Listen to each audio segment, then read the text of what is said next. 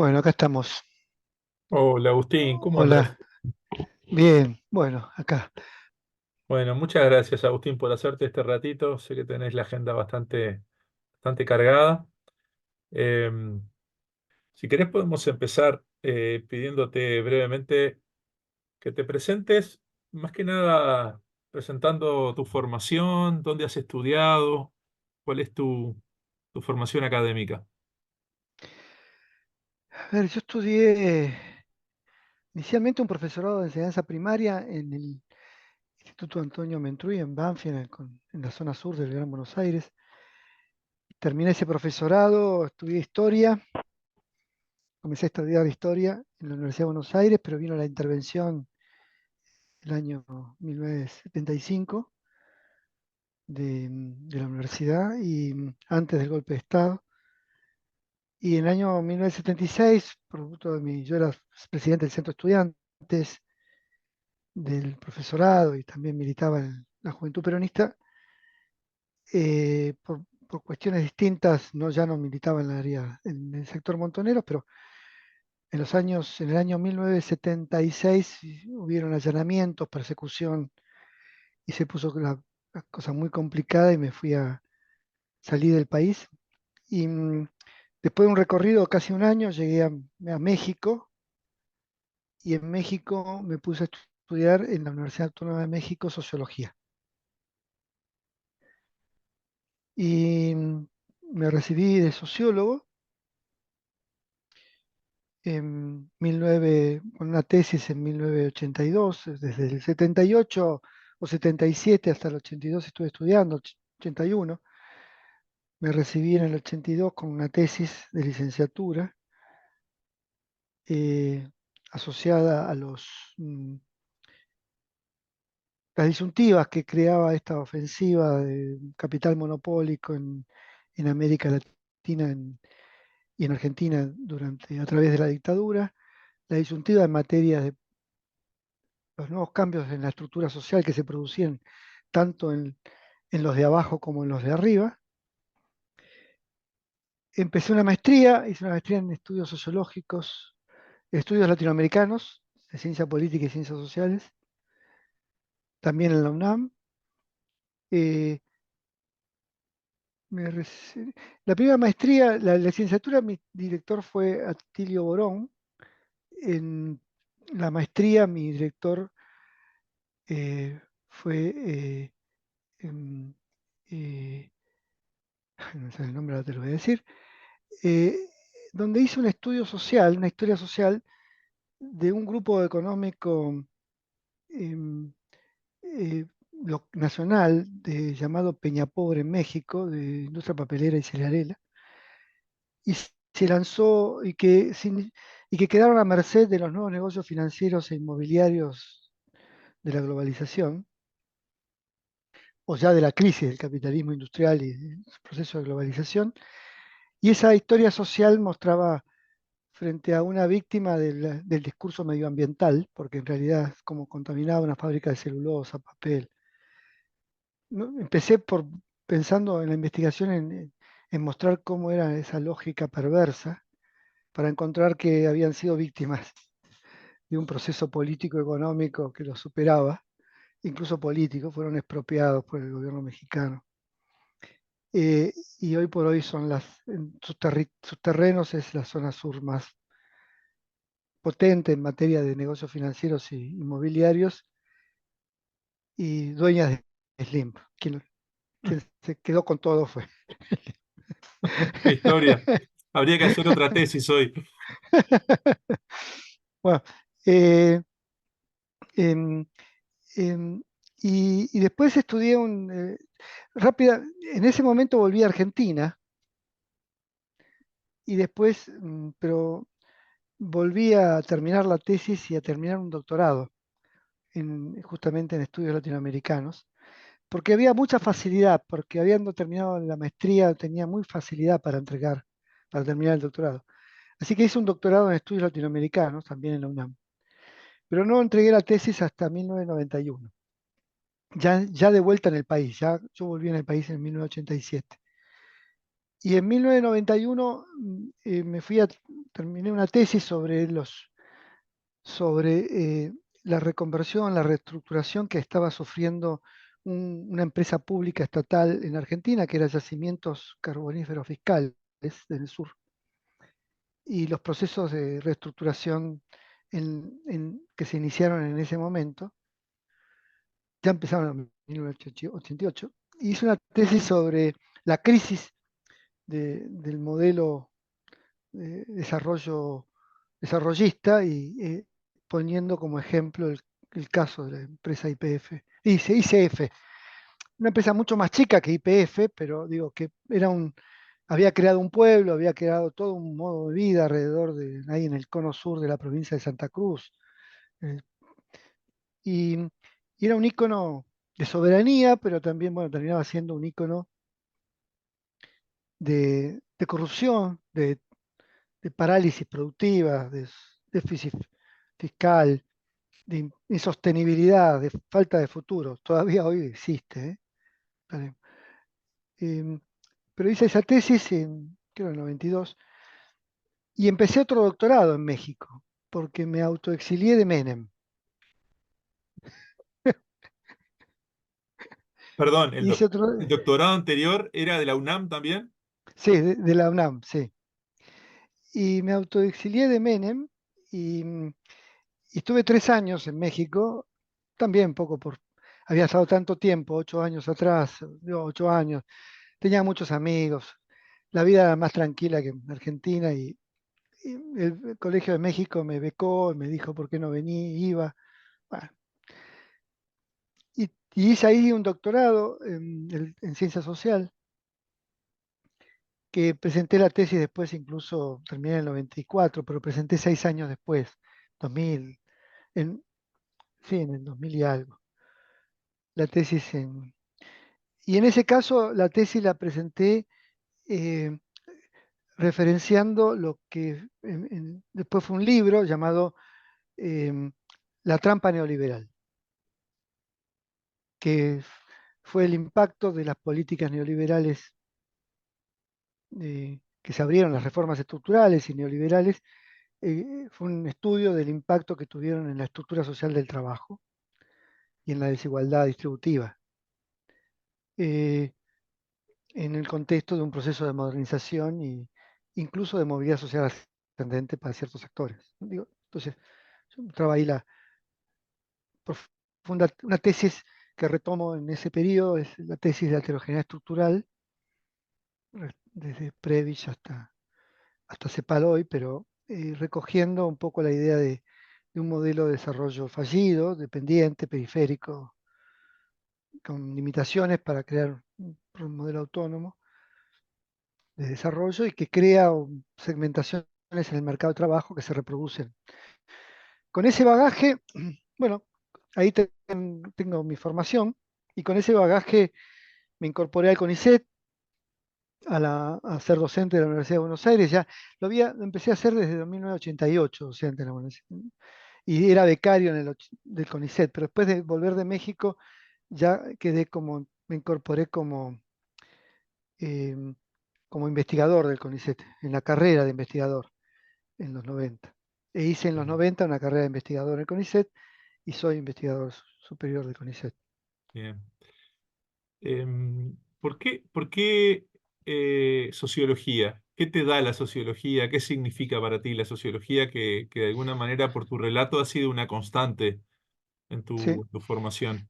sí, yo creo que en realidad la sociología no fue una opción, fue entre las pocas alternativas que tenía en México, encontré que era la sociología una mejor herramienta de investigación interdisciplinaria, si bien, si bien yo considero que la sociología es muy disciplinaria, ¿eh?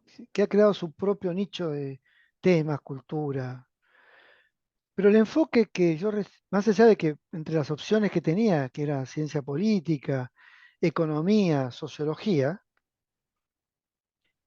eh, mi formación para la economía no era tan buena, la ciencia política pensaba que era una subordinación, el efecto de la superestructura de lo que ocurría en la estructura.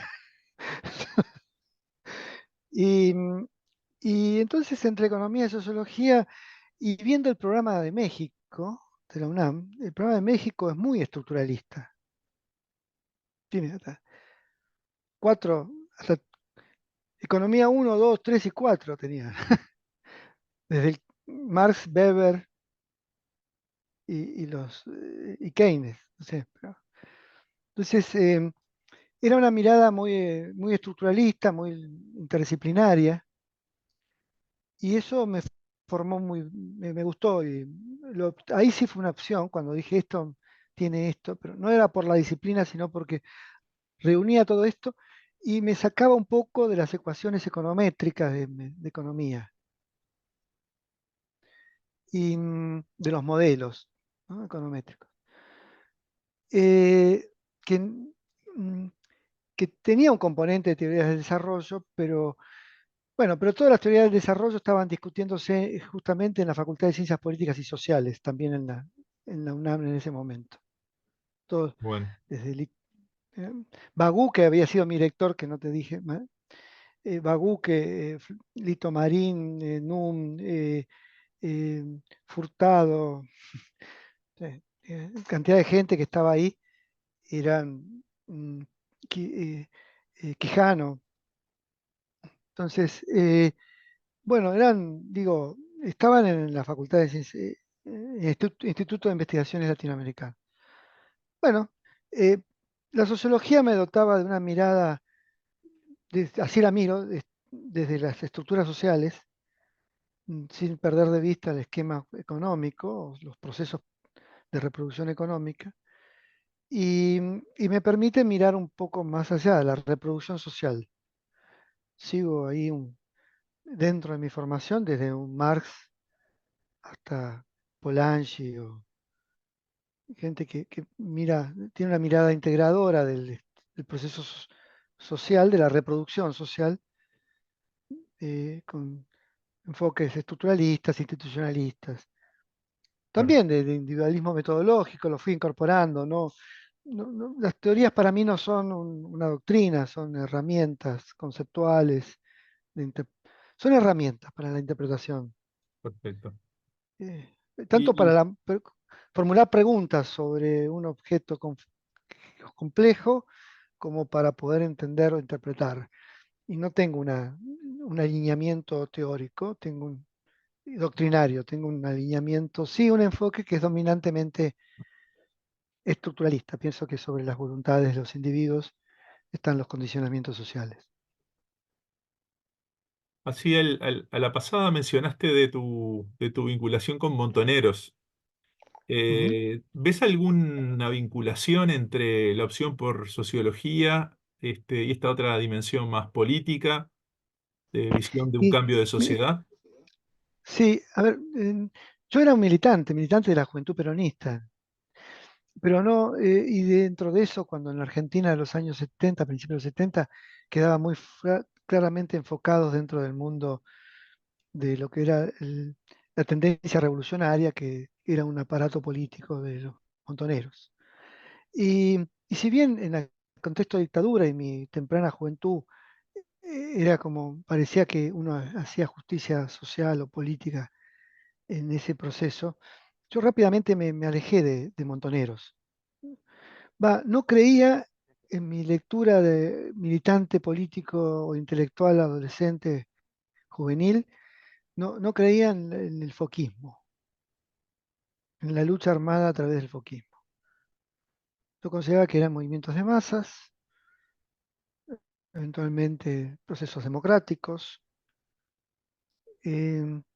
Un bicho raro, pero en ese sentido pensaba que no era un proceso, no era la toma. Había leído a Lenin, después lo leí mucho más, pero ¿no? Eh, Consideraba que tenía que haber procesos también de cambio social, cultural. Em, yo inicialmente militaba parroquialmente, como mucho más previa adolescencia, digamos, ¿no? Y en los barrios populares. y escuchando a la gente, yo no, no, no, no entendía que esto iba, che, hay que tomar las armas y sacarlos a patadas, ¿no? Tomar el poder. La gente quería estar mejor, vivir mejor, y quería que hubiera cambios, quería Perón en su momento, y Perón volvió. Y después todo lo que sucedió fue muy jodido desde el punto de vista, yo te diría, político, pero también moral, ¿no? Es decir, el asesinato de Rucci. eh, Había una señal previa con el asesinato de Aramburu, el ajusticiamiento, pero cosas que yo no coincidí en ningún momento. Podía tener en algún momento una participación. De hecho, eso me hizo tener problemas, porque yo era un militante del centro de estudiantes, después también de los barrios, pero como abandono cuando el 1 de mayo Perón alerta sobre los imberbes, los jóvenes imberbes, ¿no? De la juventud peronista, eh, y los echa de la plaza, así queda en la simbología histórica, ¿no? A los montoneros, y yo me quedo en la plaza y, y participo de las corrientes que se oponen, lo cual significó que cuando vino toda la dictadura, o previo incluso antes, eh, la, la consigna era delatar en las torturas a los que se habían ido. Entonces, quedé como víctima perseguido por los montoneros, en realidad a través del ejército, ¿no? Argentino. Em, no, tampoco tenía ninguna fama, ningún prestigio mi militancia, pero bueno, en ese momento cuando vino el golpe era ocupar, fue una estrategia militar de ocupar, ¿no? De desarmar la estructura eh, de las fuerzas especiales y y de los territorios, y yo estaba anotado ahí como militante de barrio, sí, militante del profesorado. Bueno, fue una persecución importante, metieron preso a mi hermano, estuvo desaparecido un tiempo. ¿Estuviste en Afortunadamente. Ezeiza, Agustín? No, no, yo no estuve, yo no estuve, no caí preso, me fui a tiempo, me fui a tiempo de casa, sí metieron preso a mi hermano, desapareció 3 meses, después desapareció. Mis viejos sufrieron mucho, pues, pero yo me oculté y poco después salí del país. Claro, claro. Y en esta, volviendo un poco a la pregunta de la opción más Mm, profesional, claro, pero yo pienso que está buena la pregunta, porque efectivamente, yo creo que yo he hecho de aquello, yo no sé qué es lo que cambió, si es que cambió algo, pero las formas pudieron haber cambiado. Lo que es cierto es que yo creo que de una u otra manera mi opción por la sociología, por la investigación social y por todo lo que hice con esa sociología a través de mi carrera profesional es, em, es justamente lo que yo creía que debía hacerse y lo que era parte de aquella práctica militante que me nutrió y que tenía que ver cómo cambiaba la sociedad, cómo cambiaba la historia, cómo participaba en la construcción de un mundo mejor, de una sociedad distinta. Y aquello era lo que podía hacer a aquella edad, con aquellos esfuerzos, con aquel nivel intelectual, con aquellas herramientas. Eh, y, y fui perfeccionando las herramientas, pero creo que hago lo mismo que hacía hace 60 años, ¿no? 50 años. ¿Bien? y cómo lo vinculás un 65 poquito años. más atrás con ese pasado más parroquial, más de opción militancia cristiana. Y bueno, pues eso em, tiene un poco que ver con a esta altura como intelectual lo asocio a la culpa judío-cristiana y toda la mar en cocha, pero bueno, pero en aquel momento, y no, decir, eh, lo popular, el pueblo, la justicia social, yo leía el Evangelio del tercer mundo, de los padres, de los curas del tercer mundo, eh, ¿no? Es decir, repartamos los panes y repartamos los peces, vamos a producirlos, pero hay que repartirlos, que nadie se los quede, ¿no? Entonces, creo que esas consignas siguieron estando detrás mío, o formando parte mía, y siguen formando parte. Y ahora, aunque yo te pueda contar paradojas, porque a la luz de mis investigaciones, no tengo un juicio crítico doctrinario ni contra Milei ni contra Menem. Digo, no es que eh, hay como una explicación sociopolítica y económica de por qué emergieron, ¿bien? Pero no los pienso malignos, ¿bien? Bien, No los considero malignos, ¿bien? Los considero hijos de una historia, o producto de una historia social, ¿no? Que la sociedad les dio lugar, digo. Así que lo que hay que entender es, cómo ocurrieron esos procesos. Pero mi práctica sigue siendo de velar eso, o ha sido tratar de mostrar eso, de investigar sobre eso, de dar a conocer, de desmistificar, de, de- de visibilizar lo que no se visibiliza, ¿no? A partir de mis herramientas teórico-metodológicas, profesionales, con el fin, no de, eh, no con el simple gusto de producir conocimiento, o de- de que eso me resulte satisfactorio por punto de cierta valoración, no sé, de complacencia con el conocimiento producido, sino por el efecto que ese conocimiento podría tener en otros. Y entonces toda mi labor de investigación, pero te diría que desde cuando estaba estudiando el profesor de enseñanza primaria, pero después hasta hoy, en mis tesis, en mis trabajos académicos, siempre fueron temas que eran temas de agenda, o quería que mis temas de investigación fueran un tema de la agenda pública, del debate político, del debate social, que sirvieran para tomar conciencia, que sirvieran sin que pensar que yo tenía un conocimiento absoluto ni verdadero. Tampoco he sido nunca un dogmático en eso, ¿bien? Es decir, siempre, o aprendí rápidamente del pensamiento científico, me encantó, ¿bien? Acerca de que hasta aquí conocemos esto y, no y esto lo podemos refutar por ahora, ¿bien?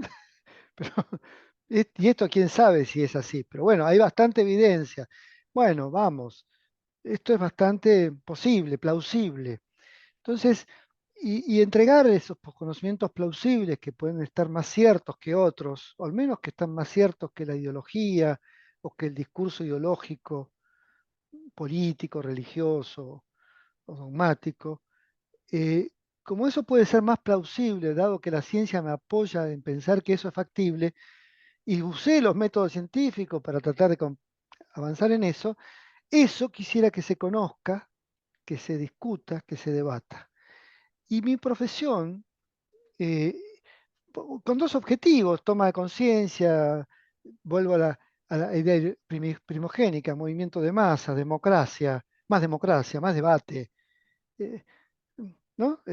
Más tomas de posición basada en información. Eh, y eso me encantó. Eso hace a mi profesión, a mi trabajo. Yo, es una profesión que me encanta, lo que hago. No, no me gustó. Y siempre lo que hice apunté en ese sentido, en las distintas etapas de mi vida o en las distintas etapas profesionales. Fíjate que lo de Loreto, con las excepciones, ¿no? Porque finalmente lo de Loreto y Peñapobre fue, de que te cuento de México. Yo era a mí me había contratado un movimiento ecologista para hacer la investigación de los factores sociales que estaban detrás me pagaban, vivía en un barrio ahí de lujo ecologista, de estos grupos que se crean en América Latina, ¿no? Que defienden el medio ambiente, pero son ricos, ¿no? Son progres con gran acumulación de capital. Bueno, eh, pero bueno, mostrar que eso era distinto fue un shock para quienes me habían contratado, y, y develar eso, eh, obviamente tuvo cierta repercusión, no tanto como uno hubiese querido, pero tuvo la repercusión. Eh, Al menos incluso algún descendiente de Lenz, de los Lenz, de la familia esa, me escribió un día agradeciéndome, qué sé yo. No, no porque hubiera contado una historia lírica de ellos, sino porque junto con la historia perversa familiar que podía haber ocurrido, contaba lo que era la trama más importante que estaba detrás, ¿no? Cómo le estaban haciendo la cama. ¿Bien? Entonces, y Bueno, pero entonces, y todo eso apuntando a esto, a incidir, a Está incidir. bueno, está muy bueno, Agustín. Una preguntita muy, muy simple y compleja a la vez. ¿Sos católico hoy? No, no tengo una, creo en Dios. Te diría que creo en Dios porque, y me molesta decirlo, em, porque creo que a Dios ni siquiera hay que nombrarlo, ¿m? Pero está ahí. Pero no tengo no sigo una religión. Entonces no podría ser tan cristiano como judío, católico, no sé, musulmán. No tengo nada contra las religiones. Incluso tengo un sentimiento adhiero a que haya un sentimiento espiritual. Me perturban un poco los ritos, ¿no? Y los dogmas y las estructuras dentro de la iglesia, pero de las iglesias, digo, o de los credos. Em, pero, pero valoro mucho el mensaje que buscan transmitir, pero eh, son imágenes que me quedan, como marcas que me quedan porque, por mi formación cristiana, pero eh, algo así como muchas veces cuando me toca sufrirla mucho por los que me castigan políticamente, o los medios, o las redes, eh, me parece una boludez frente a... Me digo a mí mismo en esa imagen metafórica, y bueno, hay otro que, ¿no? Sigo al que murió en la cruz, ¿no? La pasó peor que yo, ¿bien? ¿No? La pasó peor que yo, ¿no? Entonces, y esas imágenes ya sea religiosas, pero también seguramente muchas en la historia universal, a mí sí me producen una empatía, me generan un sentimiento empático, ¿no? Bien. De identidad. No me preocuparía pasar por ese proceso, ¿bien? No me gustaría. No, no quiero pasar por ese proceso, pero si lo tengo que pasar, lo entiendo porque sé que estoy jugando, sé el juego que estoy jugando, ¿no? Yo, esto, em, críticas que ha habido en distintos momentos.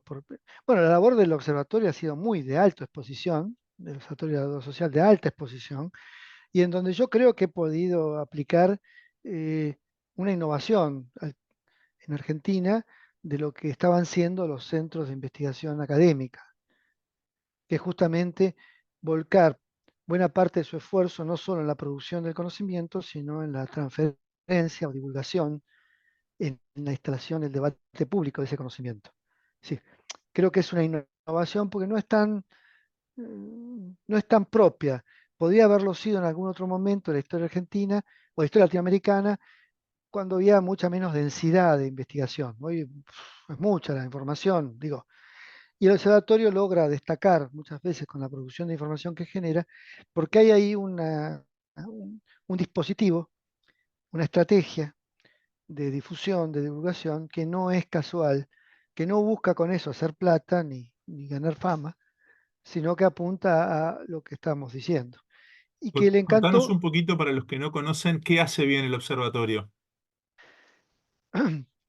El observatorio es un centro de investigación, de extensión y de formación de recursos humanos, que lo que hace es, a través de encuestas propias o de investigaciones cualitativas, estudia, se ha planteado el estudio de las deudas sociales, definidas estas como un déficit en las capacidades de desarrollo humano y de integración social. Esas privaciones son injustas en tanto hay normas y derechos constitucionales o pactos internacionales que protegen las capacidades de desarrollo humano e integración social. Y desde ese enfoque de derechos estudio las privaciones en conjunto de indicadores en el campo social de la Argentina, conjunto de indicadores que remiten a- a- a esas privaciones injustas, porque violentan derechos sobre los cuales la gente no ha elegido ser violentada en sus derechos. ¿Bien? Entonces, y que las dirigencias no abordan como un desafío, o no logran resolver, o no quieren o no pueden resolver. Interpela a las dirigencias a través de la producción científica, académica, con papers y con informes, que volcados al campo del debate académico o de la discusión académica, o volcados al campo de la discusión pública, los medios de prensa, las redes, etcétera, tiene un alto impacto en el debate político y social, en ¿Consideras la construcción de agenda. que ese objetivo del observatorio de incidir en los tomadores de decisiones, de afectar a a la dirigencia política, se ha logrado o se logra en parte? Sí, sí, no es difícil medirlo.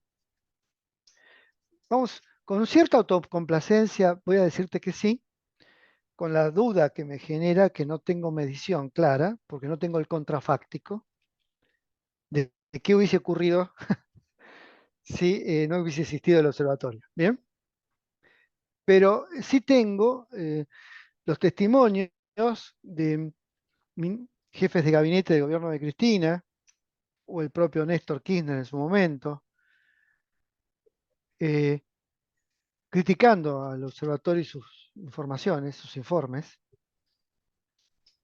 mm, por falsos, por intencionados ideológicamente.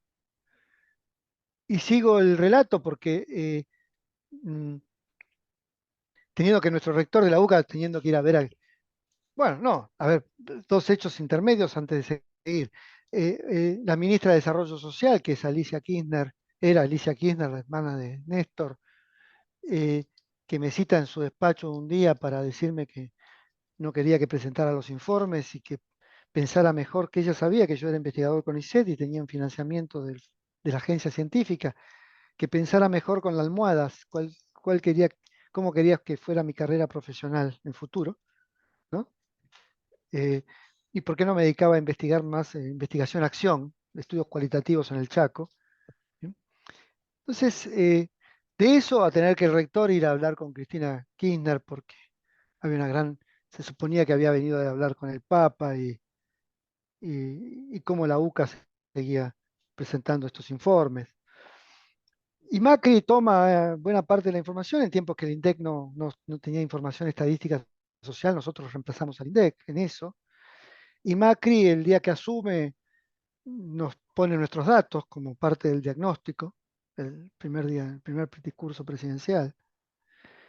Nada más que un año después, nosotros seguimos estudiando y mostramos la crisis que se estaba produciendo en el 2016 y el aumento de la pobreza, cuando había prometido pobreza cero.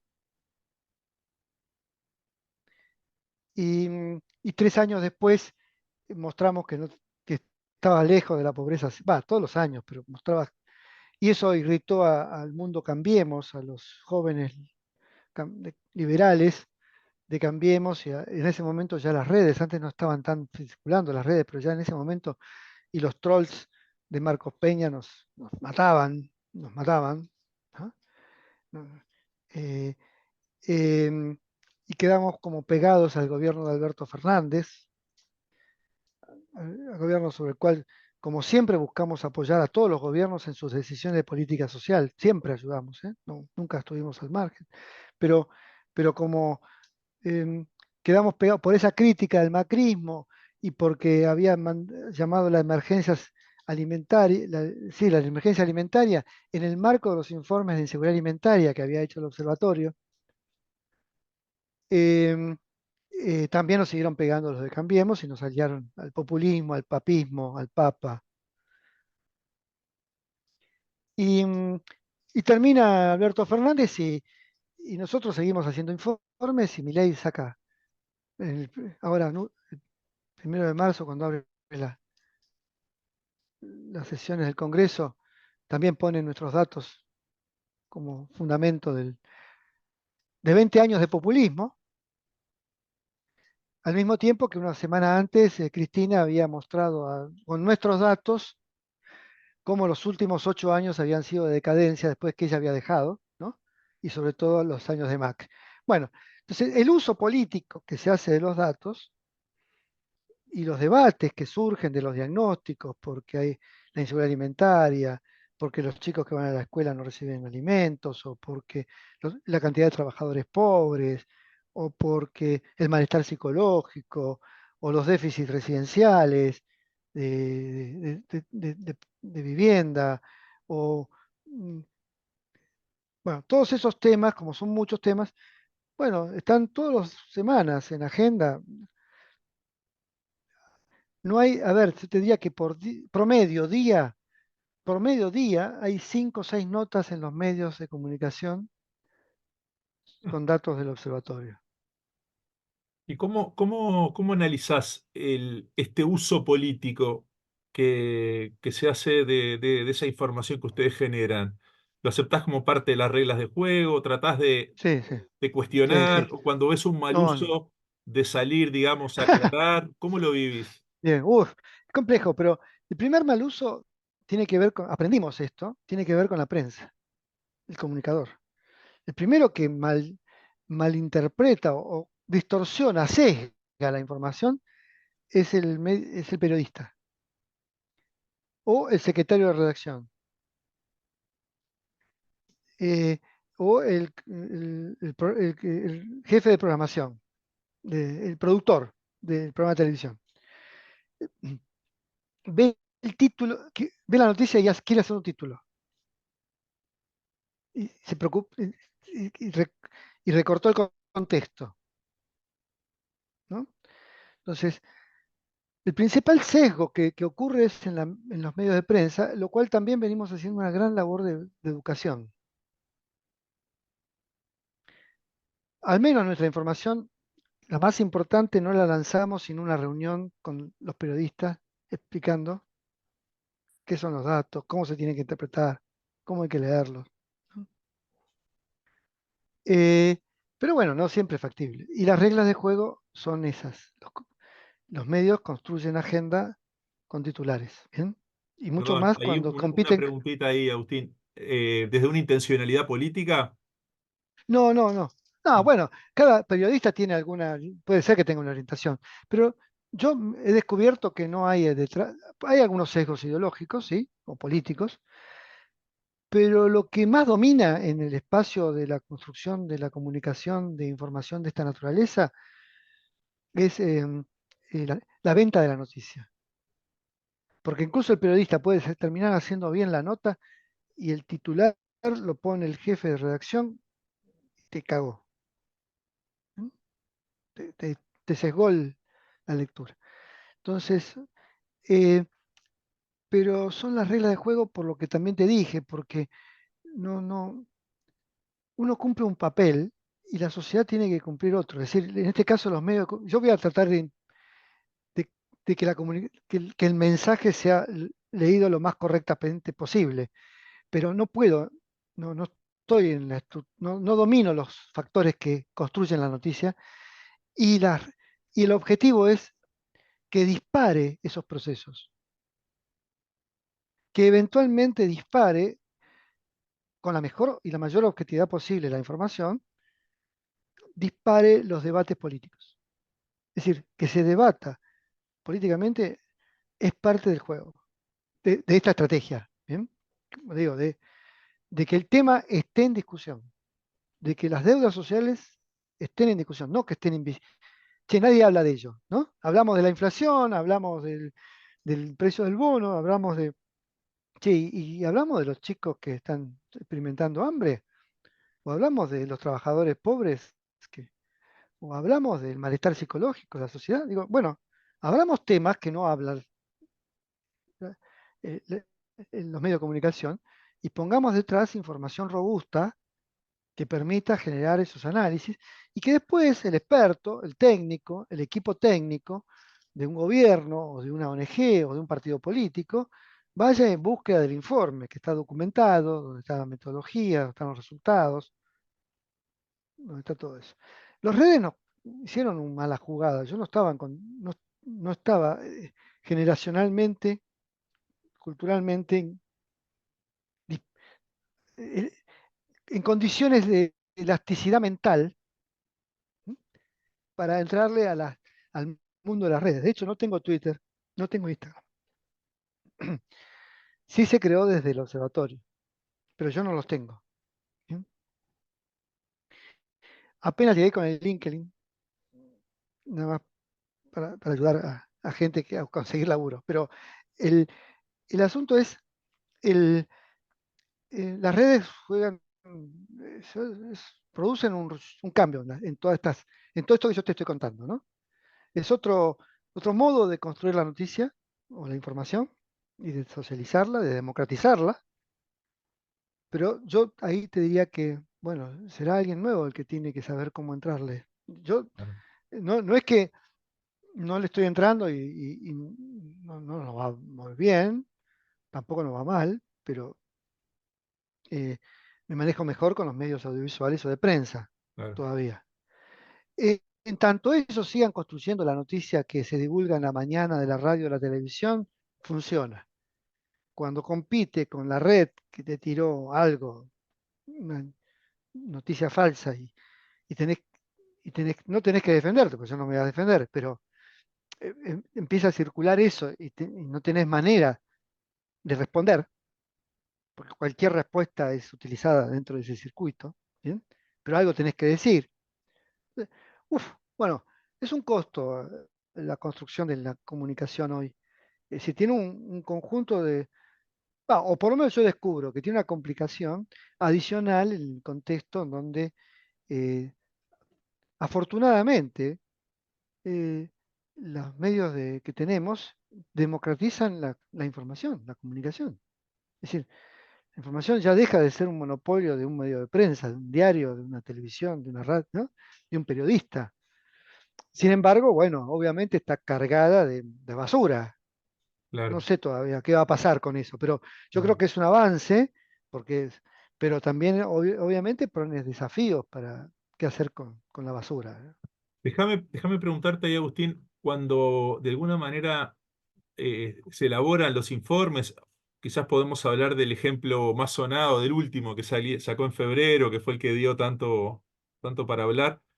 ¿Hasta dónde ingresa en el análisis más político, digamos? Porque uno puede hacer un análisis de los datos, o como lo hicieron en ese caso, que también proyectaron, si bien si entiendo bien, los datos eran del 223, pero había Sí. como una proyección hacia el 224, pero de alguna manera ahí se incorpora una dimensión política que es lo que hace que después del otro lado vengan las reacciones. Entonces ahí preguntarte exactamente qué era lo que Sí, decía el mira, informe. mira, yo puede ser que por tu formación y ahora te comento, pero eso que parece natural, que parecen, te lo escucho y lo he escuchado en otros periodistas, en periodistas, bueno, en gente que opina sobre esto.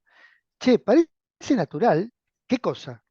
Que si el observatorio tira en febrero los datos que ya había dado en octubre, ¿no? En diciembre, y proyecta con microsimulación de inteligencia artificial cómo, dado la inflación de diciembre y dado los aumentos o no, aumentos nominales de ingresos de diciembre y enero, de noviembre, diciembre y enero, sus datos de octubre quedan viejos y entonces hace una estimulación, hace cuánto habría subido la pobreza o la indigencia en diciembre y cuánto ascendería en enero. Eso era el informe. ¿Bien? Ok. Pero parece natural que decirlo en el medio del gobierno de Milei tiene, para unos y para otros, la crítica del observatorio de la UCA al gobierno de Milei. Miren, ya la UCA tomó posición. El observatorio tomó posición la UCA. Para colmo, a una semana de que Milei había entrevistado al Papa. La Llamaban simbología desde, perfecta. Ahí llamaban del gobierno y dice, che, pero si había estado todo bien con el Papa. Fue el Papa, fue Francisco el que les dijo que sacaran el informe.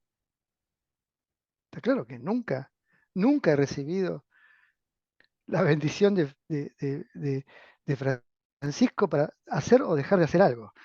Solamente, no te lo conté, solamente en el 2001 y en el 2004, cuando me dijo Salvia, mire, tengo la mitad de la biblioteca, yo dije, yo no soy casi agnóstico.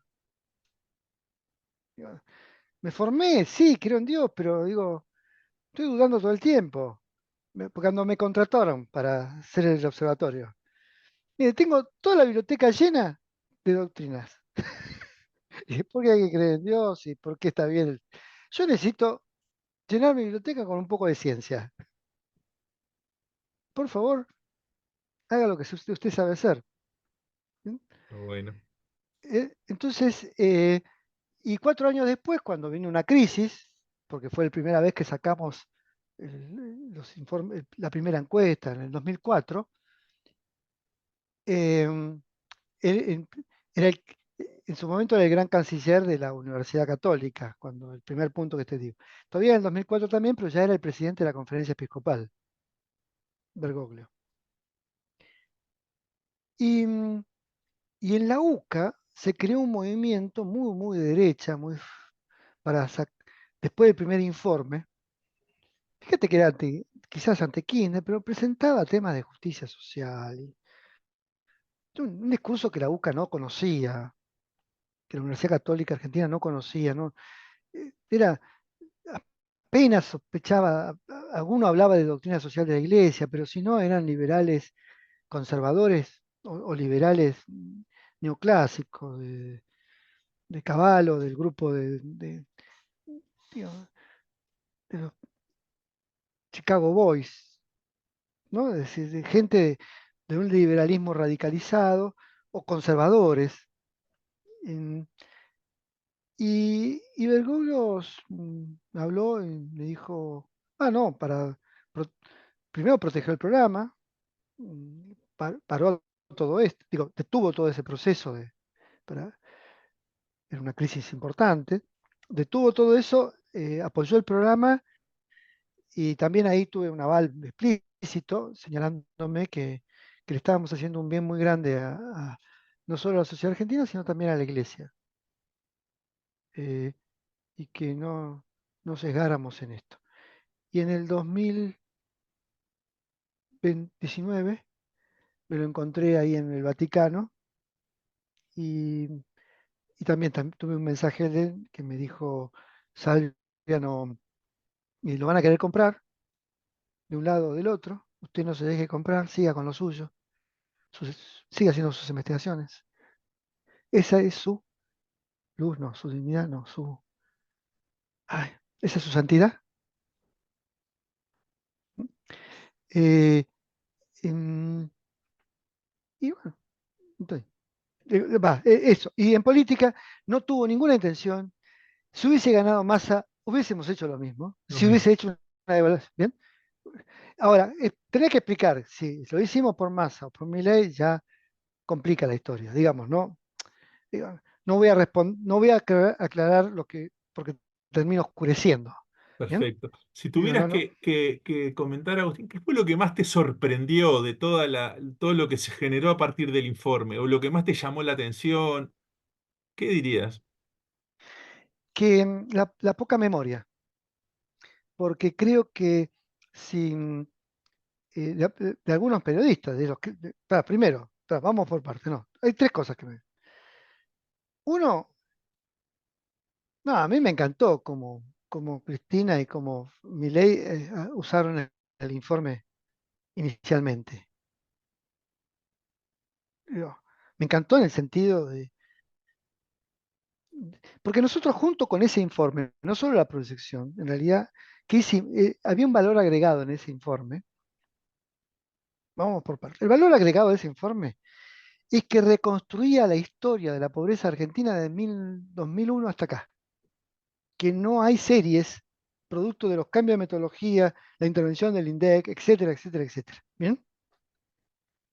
Entonces, algo que me podría haber sorprendido es, che, no se, salvo Milei y salvo Cristina, nadie puso la atención en la historia. Si bien incluso el informe hablaba no del último gobierno, sino hablaba de los últimos 20 años, ¿bien? Así se llama además. ¿Bien? Entonces, a mí me llamó la atención cómo ellos pusieron el acento en lo histórico, pero la prensa puso eh, el acento en la página 32 del informe, al final. donde se hace la proyección. Alguien miró, dijo, no, no vale nada, no vale nada, no vale nada, no vale. Che, esto, y todo el quilombo estalló porque alguien encontró eso, ¿eh? Porque el informe no hablaba de la proyección. El informe hablaba de la historia y comparaba la proyección, hacíamos una proyección, para comparar que la situación no era tan grave como la que habíamos experimentado en 2002, que había sido peor. Esto es el informe.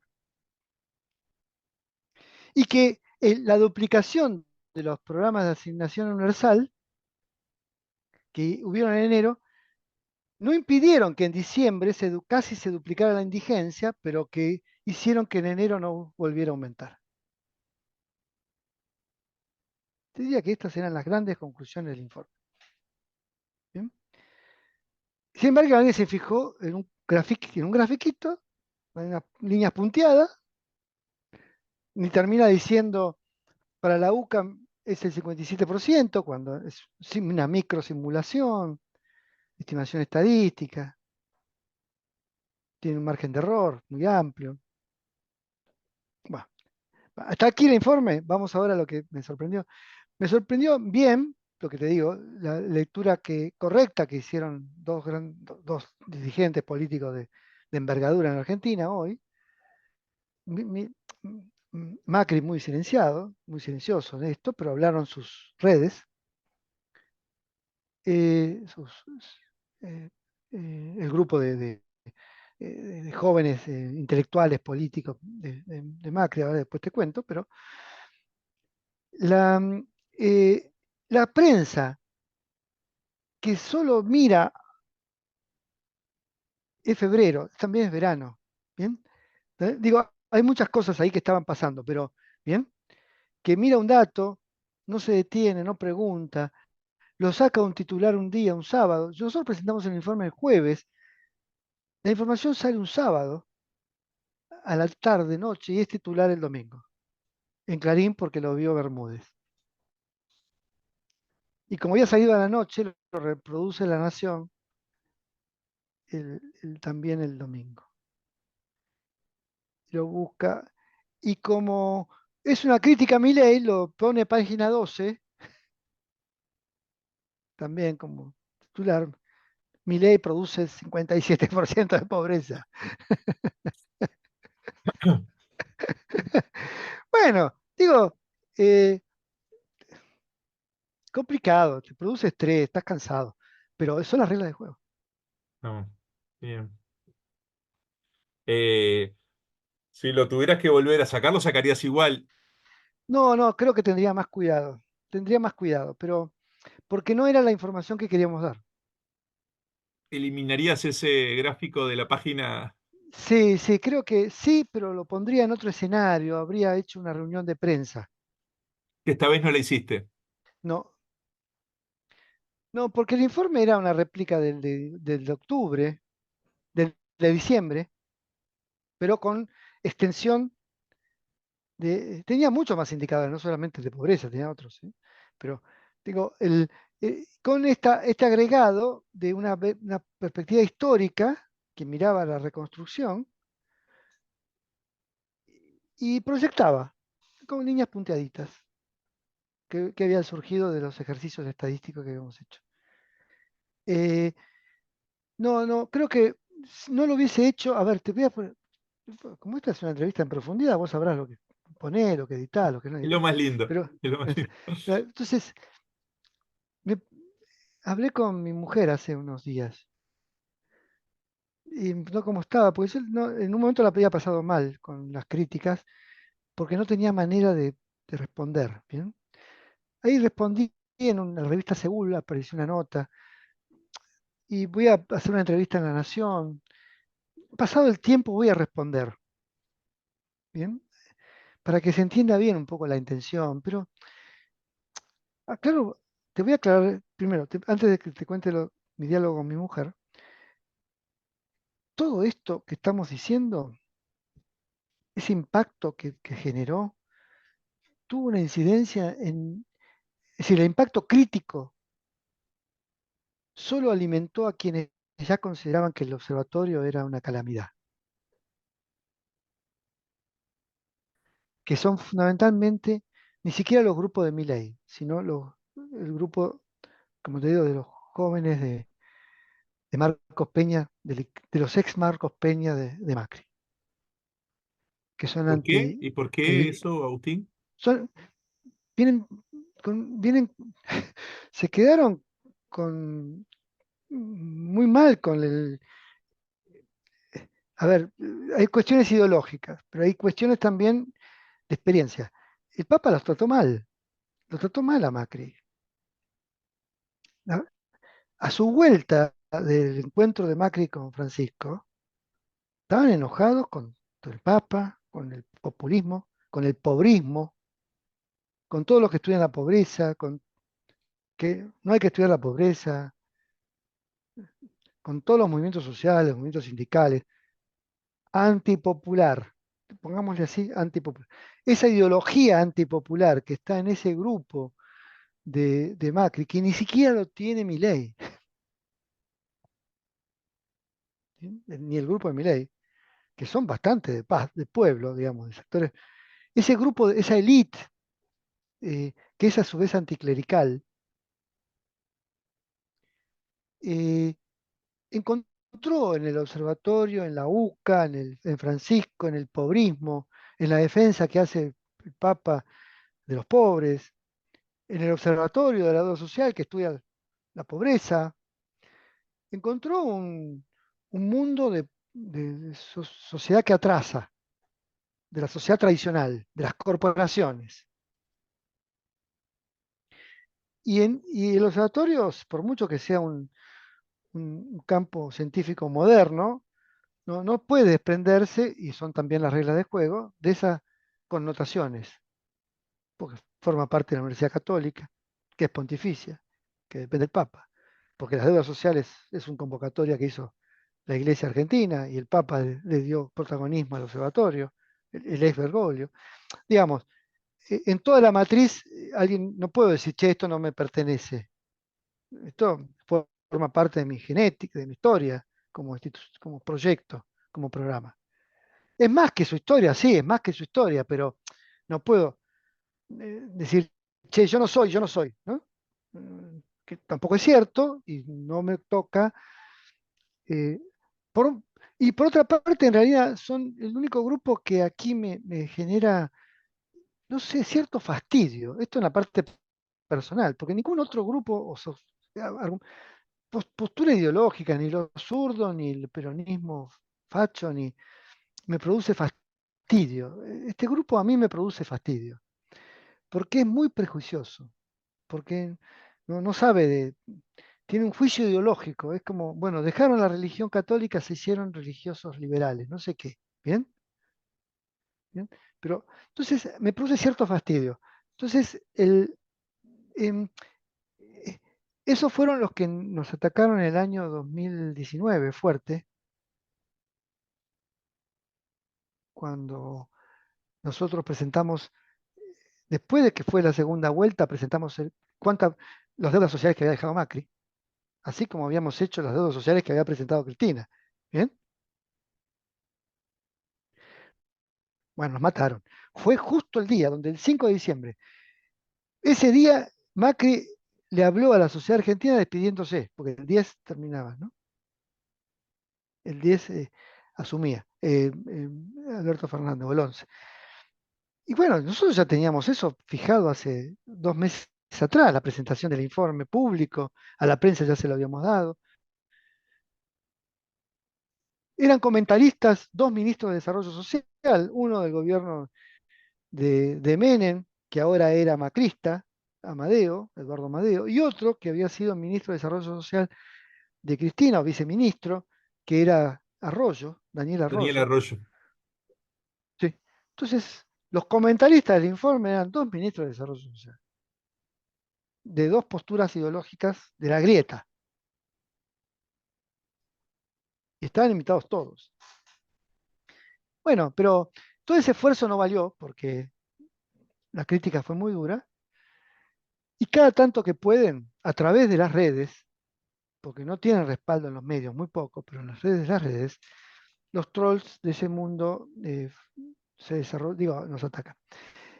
Y nos atacaron duro, eh, a- incluso con apoyo de un académico, sobre todo, que muy respetado, aquí que es em, eh, mm, Martín González Rosada, que es de la Universidad de Itela, del área de finanzas, que hace estimaciones de pobreza y pronosticaba que nuestro pronóstico no era poco probable. Eh, en el debate académico, eso puede discutirse, sí, digo, fue un ensayo, nunca pretendimos crear, que la construcción social haya hecho que la pobreza en Argentina es 57%, que Milei haya dicho que casi llega al 60% en el discurso del 1 de marzo, ¿bien? No importa. eh, es como construyó la noticia, nosotros pusimos eso en ese lugar que te dije, bajo la intención que te dije, y, y es discutible, y cuando uno hace las correcciones puede ver que en realidad nos acercamos al 57 en febrero, no en enero, ¿bien? En enero estaría 54. Cuando hacen, porque no casting es una metodología que permite ir actualizando cuando vos tenés más información actual. Entonces es una micro simulación, pero vos le vas cargando de más información, te va haciendo resultados más probables de acuerdo a cómo se ha comportado históricamente esas variables. Entonces, en febrero teníamos poca información, en abril, mayo tenemos más información, nos da cuenta de que la tendencia es esa, pero no habría llegado habría estado en 54% en, en enero. Pero bueno, son cuestiones de puntos dentro de una estadística, que es un ensayo. Digo, puedo criticarlo, no importa. No, sí, incluso si no lo he hecho todavía, ya lo voy a hacer, si no lo he hecho público, eso es porque no le interesa a nadie. Es decir, el 0,00001 de la sociedad le va a interesar si yo hago una autocrítica o no en ese contexto. ¿Bien? Es decir, lo que tenemos que ir avanzando sobre los nuevos temas más que ir atrasando. Entonces, en algún Claro. momento lo voy a hacer bien, pero no es, hoy por hoy no es un tema, no interesa. En todo caso, es un debate académico, para académicos, ¿bien? Y que se dirime ahí, y haré la autocrítica correspondiente. ¿Pero qué me dijo mi mujer? Em, todo esto te pasa porque no me preguntaste.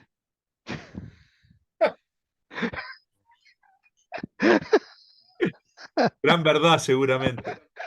Sí, si me hubieses contado qué ibas a hacer, eh, que me dice, mira, estás zafando, pero podría ser peor. Entonces, eh, tenés que pensar, digo, en realidad tenés que pensar, ya con tus 67, tenés que pensar si querés encarar estos bailes, ¿bien? Porque vio que yo me había angustiado, que en un momento me angustié o me afectó. Em, y digo que hay que pensarlo mejor, que yo atiné a decirle, pero yo nunca tenía la intención de publicar el 57%. Yo quería publicar, ¿no? Se rió, porque es cierto, pero estaba ahí. No hay, estaba ahí, ¿bien? Entonces, no, está ahí. Sí, tenés razón, ¿viste? Ya está.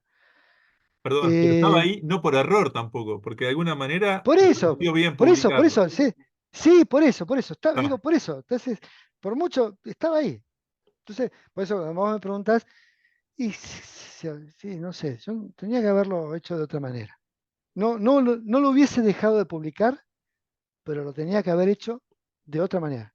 No así, no tan ingenuamente, no tan distraídamente, no tan sin defensa, ¿no? está Sin bueno, baranda. ¿Bien? está bueno. Déjame preguntarte ahora del otro lado, ¿qué fue lo más lindo que te pasó a partir de esto? Si tuvieras que decirme qué estuvo bueno, qué te gustó que pasara, qué fue lo que dijiste, bueno, más allá de todo esto, valió la pena. No, no, primero no, te digo que algo que valió la pena fue como se peleaban Macri, Milei y Cristina. Eso me encantó. No, no habían dialogado sobre estos temas. Lo único diálogo que había tenido Milei con Cristina fue sobre el día que asumió Milei, sobre los perritos que tenía grabado en el bastón de ¿Te mando. acordás? Bueno, dialogaron sobre esto. Después dialogaron sobre el aumento del sueldo de Milei, pero dialogaron sobre esto. Perdón, ahí Entonces, me lo perdí un poquito. ¿Fue un diálogo a través de redes? ¿Eso? sí, sí, sí, A través de de redes, los tweets. de los Sí. tweets. Eh, bueno, em, ¿qué es lo que más me gustó? Además de eso, eh, yo no sé si me producen inquietudes intelectuales, excitaciones intelectuales, sobre las cuales no tengo todavía respuesta, pero por eso me produce una excitación, porque no termino de entender bien cómo es que ocurre. Eh, ¿Qué es escucharlo a Milei? De primero, Milei dice en un reportaje previo, che, no, lo que hizo la UCA es una bestialidad, una barrabasada. Tiró así contra eh, Johnny, el pelirrojo, este periodista, en una entrevista. No, la proyección de la UCA es una barrabasada. Bueno, pero hasta ahí veníamos, era coincidente con lo que venía pegando el mundo Cambiemos. Eh, y después, una semana después, eh, casi en los primeros 5 minutos del iniciado el 1 de marzo, 31 de marzo, ya no sé cuándo ahora. Bueno, el 1 de marzo, ¿cuándo fue? Sí, el 1 de marzo fue cuando él abre las sesiones ordinarias del Congreso. Que eh, los hace ir eh, un sábado. sí, y que dice, bueno, eh, como ustedes saben, ha salido un informe que nos deja casi 60% de pobreza, eh, que ha sido la historia del fracaso del populismo barato, berreta, no sé cuánto dice. Búscalo ahí textual. Está. Que a su vez nos ha dejado que el 30% de los trabajadores son pobres. El informe mismo decía eso. Y que nos ha plagado de deudas sociales, ¿no? Nos ha multiplicado las deudas sociales. Usó el término deudas sociales. Tomó prestado el concepto. Y yo dije, mierda. Ah, mi Algo mujer queda. más tranquila. Sí, mi mujer más tranquila. Fíjate, bueno, ¿te ves? Te salvaste. Te salvó. Te salvó. Te salvó. Está Bueno, bueno, está pero yo, bueno. pero yo dije, che, puta, ¿cómo después de toda esta historieta, bueno, Nico, esta excitación intelectual de entender de no entender o entender el juego de la política, del discurso, de la construcción de sentido, ¿bien? Eh, ¿Y qué me hizo sentir? Que, que- que estaba bien, que íbamos a seguir haciendo lo mismo, que nos iba a pegar eventualmente Milei o más adelante, sino ahora, y que veníamos haciendo esto, y qué es la identidad del observatorio, y qué es el proyecto que yo quise plantear. Así que nada contra natura. Es decir, la satisfacción que me dejó fue, ya sea por la crítica, ya sea por el aval, sin crearme ni uno ni otro, todo estaba ordenado alrededor de ese proceso que uno desató o quiso desatar, o del cual es protagonista o parte de un protagonista dentro de ese proceso, y que por lo tanto todo estaba en relativo equilibrio, a pesar del quilombo. Está buenísimo. Buenísimo, Agustín. Déjame decirte que nada, que estoy disfrutando un montón de escucharte, aprendiendo un montón.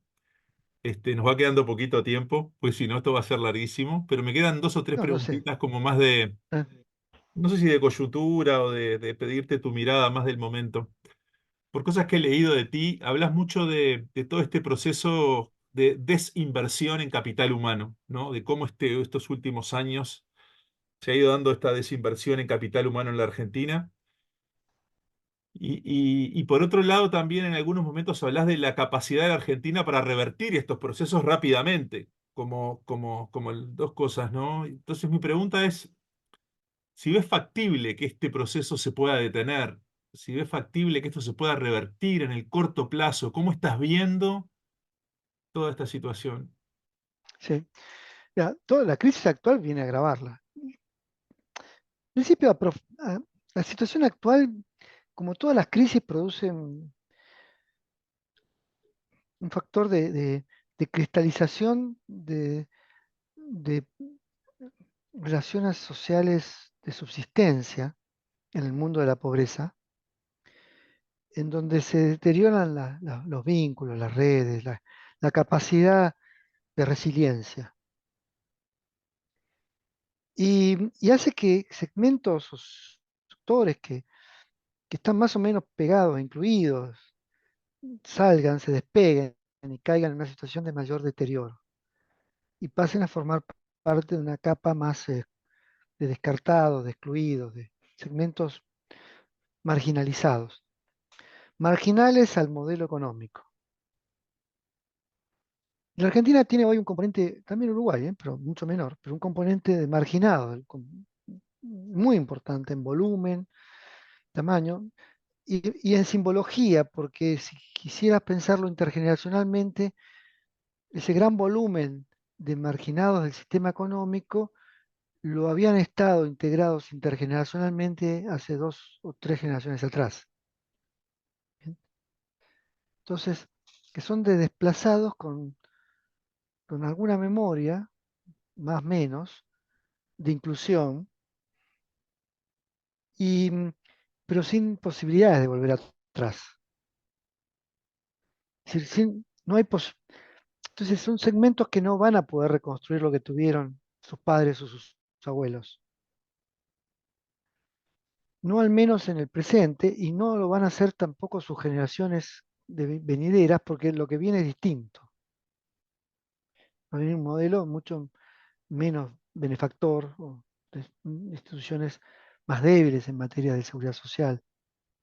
Entonces, esa situación se agrava con cada crisis. Uno puede decir, bueno, Argentina tiene un estado natural de esto, bueno, sí, bueno, se agrava con cada crisis cada vez que eso ocurre.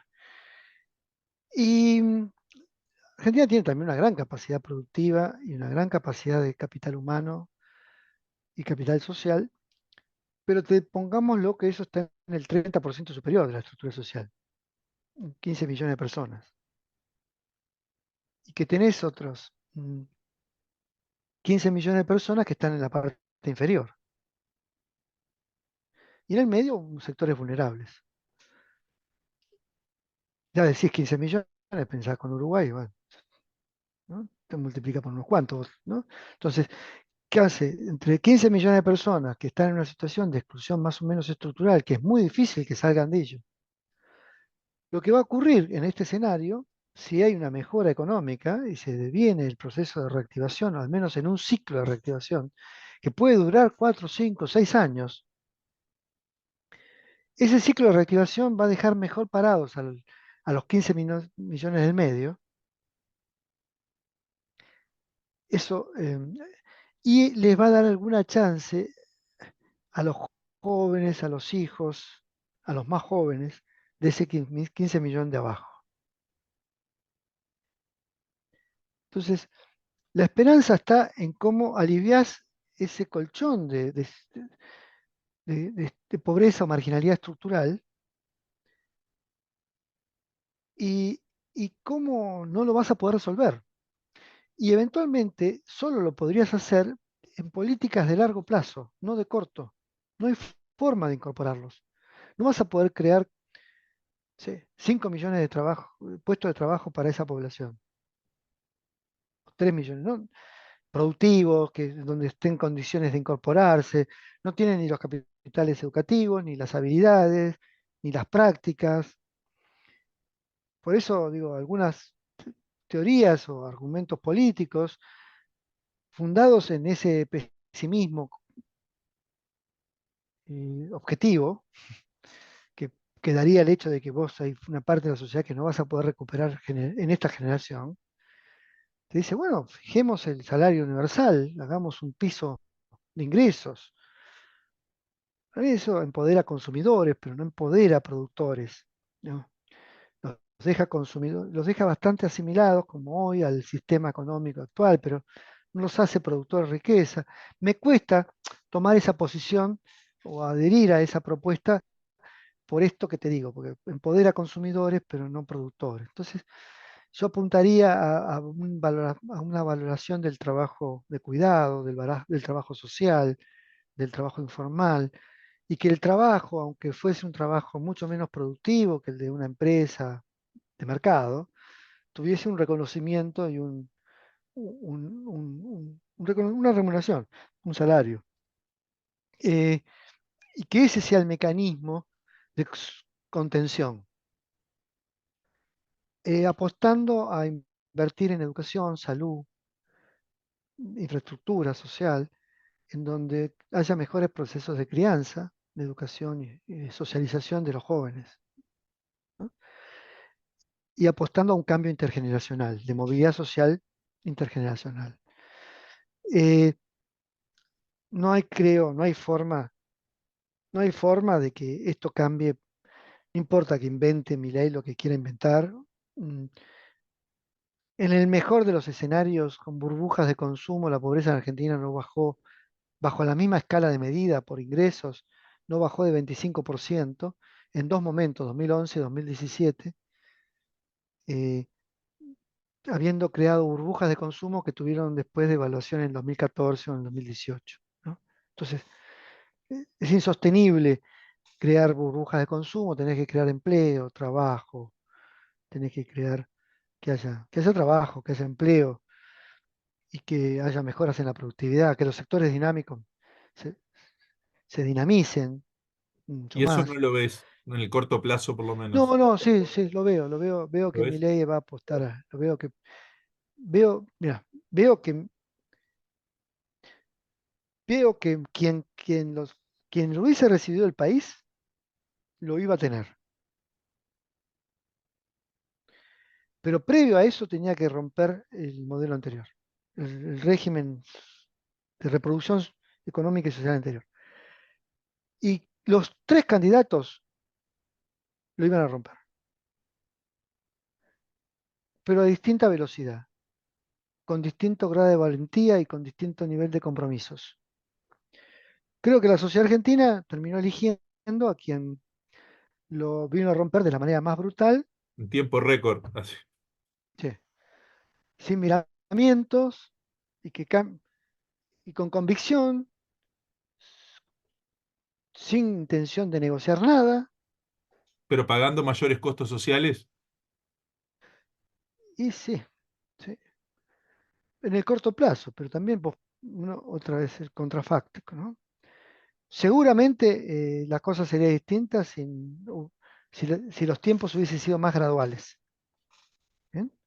Sin embargo, los procesos de cambio, es más gradual.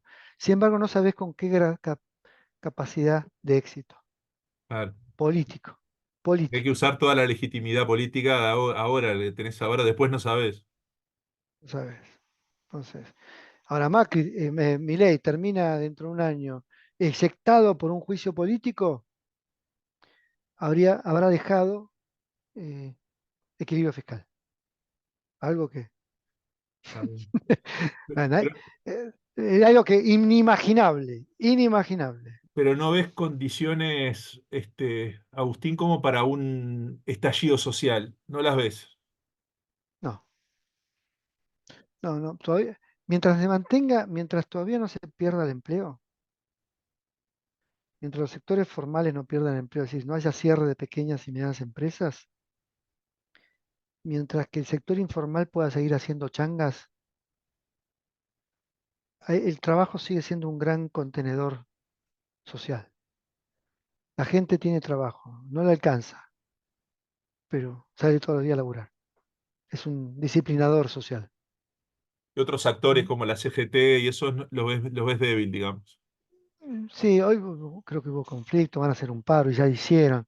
Los- y tienen muy poca, ahí hay un tema, representan a un tercio de la sociedad en términos de voluntades políticas y de fastidio frente al gobierno de Milei o de oposición, pero no capturan a las clases medias, bajas, a ese 15 millones que están ahí que te estoy contando, ¿no?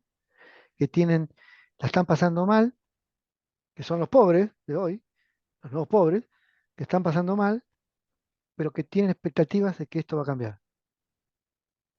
Y es probable que Milei en unos meses le ofrezca baja, caída de la inflación, eh, y, y proceso de recuperación económica.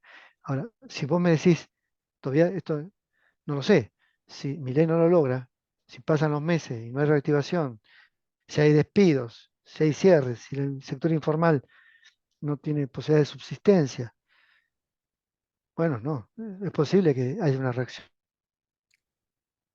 Y tanto mantenga los programas sociales, que es algo que va a mantener, de hecho los aumentó en términos de masa de transferencia, o brinde asistencia, van a sufrir, van a ser más pobres, pero también van a poder seguir sobreviviendo con el trabajo informal. La sociedad argentina no cambia con mi ley, es decir, no cambia en el sentido de estas desigualdades estructurales o sociales, se van a mantener, de hecho se van a agravar, pero abre la puerta, no te dije eso, abre la puerta a mi ley. Esto me parece que es el gran cambio que yo interpreto que estamos atravesando. Abre la puerta un día después, distinto. El modelo que veníamos teniendo saturado, estaba saturado, no podía continuar, no había forma de continuarlo. Las reglas de juego cambian, equilibrio fiscal, reformas estructurales, un Estado más inteligente, un poco menos ambicioso en sus expectativas, un poquito más de mercado, inversiones extranjeras, sectores jóvenes que sienten capacidad de estudiar y trabajar, eh, movimiento de capitales. eh, eh, Todo eso hace que la Argentina tenga un cierto resurgir. Va a dejar atrás al 30% o 25% más pobre. ¿Bien? Pero ¿qué más? También va a resurgir la discusión política, bajo formas distintas, bajo coaliciones distintas. El peronismo está quebrado, Cambiemos ya no existe. ¿Bien? Son grupos aislados. Va a haber pequeños socialistas, peronismo republicano. eh, Va a haber una nueva reconfiguración del espectro político y, y- y le obliga a la oposición, a la hoy oposición, a pensar propuestas de política de Estado. Hoy no tenía política de Estado. Es decir, no, Milei no se puede ir, entre otras cosas, porque no hay quien lo reemplace. No porque la gente no lo eche, sino porque incluso la oposición no quiere que se vaya. Especulativamente hasta piensa, dice, mejor que este haga el trabajo sucio, ¿no? Haga el equilibrio fiscal. Si todos sabíamos que había que hacer equilibrio fiscal, ¿bien? Que no podía ser Venezuela esto, ¿bien? Que teníamos que entrarle irracionalmente a las cuentas, a la macroeconomía, como todo el país del mundo, digamos, ¿no? Bueno, ¿quién lo iba a hacer? Iba a tener nadie. Todos dijeron que lo iban a hacer, pero de distinta manera. Este tipo viene y lo hizo. Quiebra todo, rompe todos los pactos, todo hay que empezar a hacerlo de nuevo, hay que empezar a acordar de nuevo todo. Bueno, hoy por hoy la oposición no tiene propuestas. Tiene, como decir no, pero no tiene propuestas. ¿Quiere ser gobierno? Va a tener que ser propuesta. Me quedé pensando en un dato que dijiste al pasar, de que los planes sociales no solo que no se han recortado, sino que han aumentado. Recortado. Sí, ¿Hay sí. datos de eso? Sí, bueno, en principio no, aumentó el valor. Se duplicó la asignación universal, se duplicó el valor por arriba de la inflación. Es decir, por arriba de la inflación, si la inflación fue del 50, vos tuviste aumento del 100% de los programas sociales. sea que lo que cambió de alguna Y manera es el mecanismo de asignación, digamos, no a sí, través sí, de de los movimientos sociales y eso, movimientos pero no, la sociales. gente, más aún, ni hay contralor, la gente que hacía, supuestamente tenía que hacer contraprestación con eso, ¿no? Ya no hay control, Ya no hay control. no le interesa al gobierno que toma la plata, ¿bien? Y hacer lo que tengas que hacer con esa plata. Y después vinieron los subsidios a los pobres de las escuelas privadas, después están habiendo, eh, mm, se van a abrir subsidios para la asignación para el trabajo de cuidado, están en discusión. Digo, va a haber subsidios para los sectores pobres. Mm, Bueno, Que Milei también ha dicho lo que ha dicho y lo ha hecho, que ha dicho que son los que no tienen capacidad y que a esos los va a contener hasta donde bien. pueda.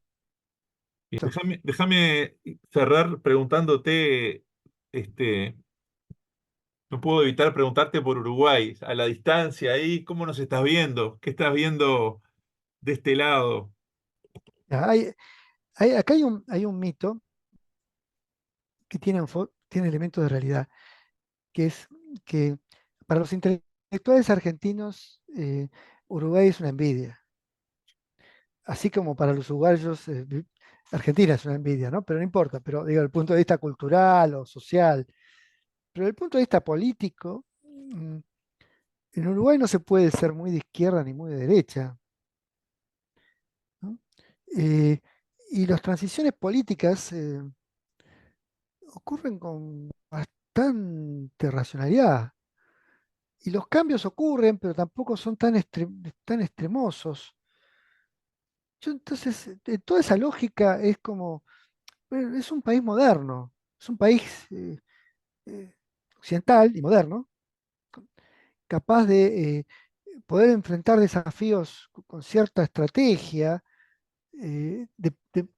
de conciencia política. Puede tomar o no la forestación o después la industria celulosa o del papel como una línea estratégica económica, pero lo puede hacer y lo puede continuar en el tiempo, ¿no?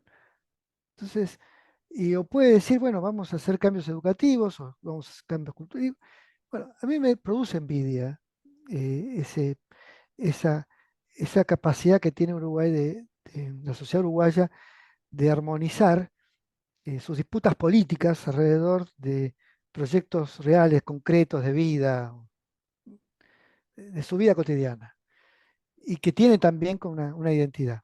Es cierto que migran muchos uruguayos, que si Argentina tuviéramos 20 millones menos, también nos iría bien, pero ¿no? Esta es la parte crítica, ¿bien? Que, que Uruguay, si tuviera todos los uruguayos que no tiene, tendría problemas para darle contención socioeconómica y productiva a esa sociedad. Eh, es un país chico, con capacidad para lidiar con estas cosas políticas, pero también que expulsa una parte de su población en busca de destinos en otros lugares del mundo, eh, y que tiene también un componente de marginalidad, como el típico que te estoy contando, pero con un volumen mucho menor. Volumen en cantidad y volumen en proporcionalidad. Se puede dar el lujo de llevar adelante políticas focalizadas Oh, bueno, de oh, bueno. atención. Bueno, pero Para ir cerrando, recomendame algún libro para leer, así como para algo que hayas leído últimamente, que digas, pa, este libro me gustó. ¿de qué campo? ¿De campo de las ciencias De campo económicas, de la sociales o sociología, algo? de las ciencias sociales, que nos permita entender esta realidad que estamos viviendo, de la sociología latinoamericana. A pensar. No, para mí hay un libro, el libro no es nuevo, es viejo, pero que ahora me saltó como populismo, creo que se llama Democracia y Populismo de Pepe Num, de José Num. Ajá, de José Núñez. No, ahora también estoy pensando en O'Donnell, pero no, pero José Num. Eh, mm, hay un libro, ese me parece que es un libro que es recomendable para entender. Yo, yo escribí La trampa neoliberal, ¿no? Y estoy esperando empezar este verano, o al menos esta primavera, un libro que se llame La trampa neopopulista, en donde justamente quiero rescatar estos 24 años de populismo, incluyendo a Milei. Para mí corona Milei de este proceso. Es al mismo tiempo el fin de la historia de un ciclo y el principio de uno nuevo. Así lo vi. Bueno, pero está bien, pero por eso, por lo que significa el populismo y la democracia y su complejidad, y, y entender la complejidad que tiene esa relación político, sociopolítica y económica, el libro de Pepe Nu me parece muy bueno y yo creo que son temas sobre los cuales uno debería alertarse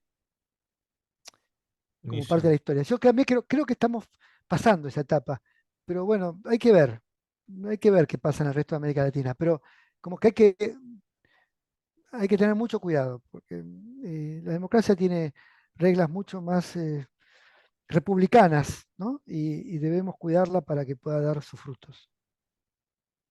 Buenísimo, Agustín. Déjame agradecerte muy especialmente. Daría para seguir. Se me había anotado varias preguntas por acá, pero bueno, ya se nos ha Bueno, dale, ido dale, ya estamos, un montón de ya fue. tiempo. Eh, yo creo que vas a inaugurar este espacio en donde básicamente es reflexionar un poquito sobre el oficio del sociólogo, pero también atravesado por trayectorias vitales, por dimensiones personales. Y la verdad que en ese sentido creo que ha sido un gustazo hablar contigo, conocerte. Eh, y bueno, y ya te verás ahí en YouTube a ver cómo sale esto. Bueno, Bueno, Agustín, te mando bueno, un abrazo un grande. abrazo, che, Muchísimas muchos gracias. éxitos, ¿eh? Dale, chao, Que un pases abrazo. bien. Hasta luego.